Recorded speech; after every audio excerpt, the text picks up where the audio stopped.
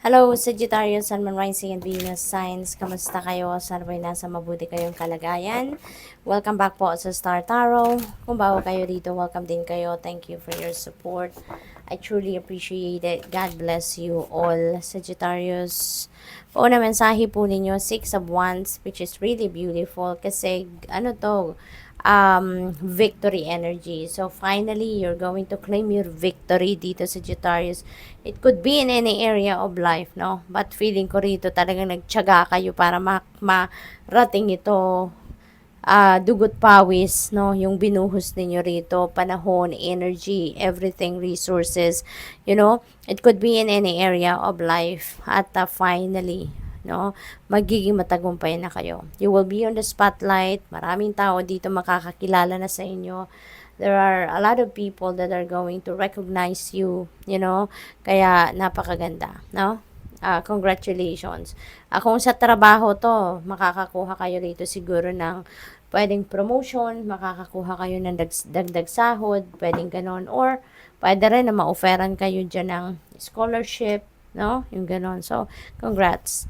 The Sun, holy moly, Sagittarius, napakaganda. The Sun is the most, uplifting. This is the most, enthusiastic, optimistic energy. Napaka-happy na energy ni The Sun. Kaya, magbabago ang inyong sitwasyon dito for the better, no? Nandito na yung parang breakthrough ninyo, paparating na to, and this is it, no? Na magiging maayos, maaliwalas, maliwanag, yung ganon, maganda, no? Magiging maganda ang mga pagbabagong magaganap sa buhay ninyo sa ngayon, Sagittarius. This is really, really beautiful. Maraming swerte, no? Ang pwedeng dumating, isa na dito yung inyong success. Kasi nga si The Sun is about material success, financial success, and success sa pagharap sa hamon ng buhay, and any kind, no, of tagumpay ay maaring maganap. Kasi si The Sun, that is going to yung liwanag niya will be shed on you and on a different or various areas of life ninyo, no? What else we have? Holy moly, Sagittarius. Napakaganda naman. When it rains, it pours talaga. Look at this.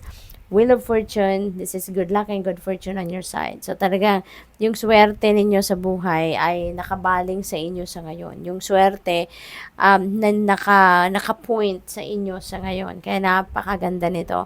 Maraming kaganapan sa buhay ninyo. Maaaring mangyari. Maraming changes, maraming changes, maraming galawan dito, maraming movement, no? Physical movement, ganon. Napakaganda. Kasi this is divine intervention. So, aayusin or tutulungan kayo ng universe na maayos ang inyong sitwasyon. Tutulungan kayo ng divine universe na maging makapwesto na sa dapat kalagyan ng mga bagay-bagay. So, things are going to fall into its right place na sa ngayon. Kung dati nasa rock bottom kayo, ngayon dadalhin kayo ng universe, doon naman kayo sa taas. At kayo naman ang kayo naman ang victorious sa ngayon, ano? So, napakaganda. Swerte ito, no? Swerte sa pera, swerte sa love life, swerte sa trabaho, negosyo, yung mga ganon. So, it could be in any area of life, depende sa inyong sitwasyon. Sobrang swerte ninyo, sobrang ganda ng apat na cards ninyo sa ngayon.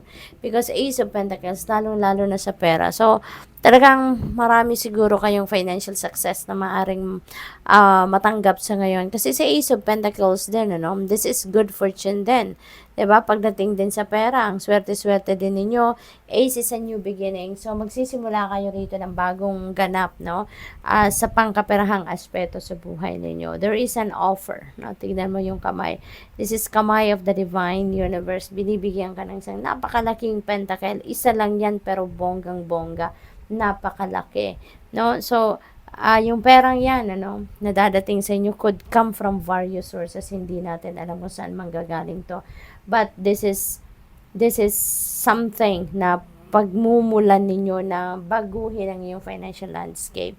Maaring may inheritance kayo matanggap dito. Maaaring yung perang matatanggap ninyo could be coming from a property na binenta ninyo, or baka meron ditong perang dadating na manggagaling sa panalo, baka mananalo kayo, or baka premyo, or baka this is a windfall, no? Mga perang maaring dumating na hindi ninyo sukat akalain na manggagaling sa kung saan man yan manggagaling, at ikakagulat ninyo, no? So, this is the start, no? Ito na yung simula ng continuous inflow of abundance sa buhay ninyo. What else? We have the moon. Take time to reflect. Okay?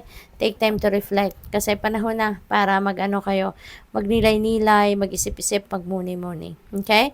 Maybe, kailangan nyo na din na mag-re-evaluate ng inyong sitwasyon, mag-re-evaluate ng buhay ninyo, yung ganon.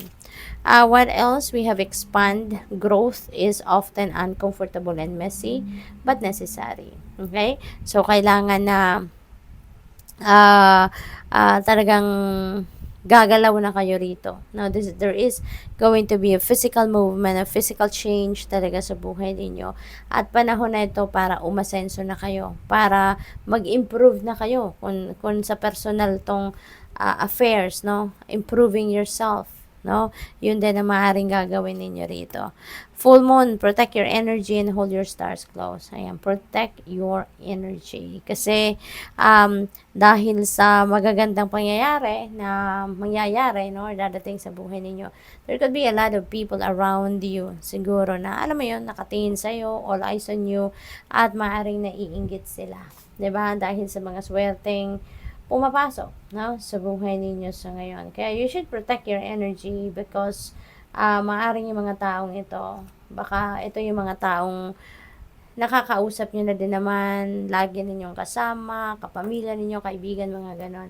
Siguro, no? And maybe, 'di ba, magkakaroon sila ng negative thoughts about you, or negative thoughts towards you. Maaaring ganon. Kaya protect your energy. Surround yourself as much as possible with happy people, with people that are, yung hindi negative thinker, no? Doon lang kayo sa mga positibo mag-isip ng mga tao. Yun ang magandang ipalibot natin, isurround natin sa sarili natin. Good luck sa iyo. Thank you for watching Love and Light. Namaste.